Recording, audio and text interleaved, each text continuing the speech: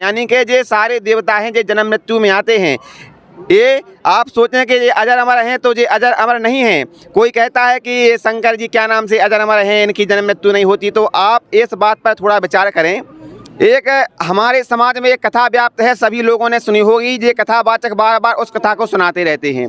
एक राक्षस था जिसका नाम था भस्मागिरी, भस्मासुर उसका नाम था। तो वो शंकर जी की तपस्या कर रहा था, ऊपर को पैर नीचे को सर करके।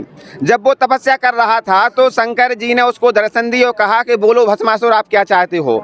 तो भस्मासुर ने कहा कि हे भगवान, आपके हाथ में जो भस्म कड़ा है इसको मुझे दे दो और बस यही मैं चाहता हूँ। तो शंकर जी ने प्रसन्न होकर के उसको वो भस्म कड़ा उसको दे दिया। इसके बाद भस्मासुर ने कहा कि अब शंकर जी आप तैयार हो लो, ये भस्म कड़ा मुझे मिल गया है, अब मैं आपको भस्म करूँगा, शंकर जी को अपनी पत्नी बनाऊंगा।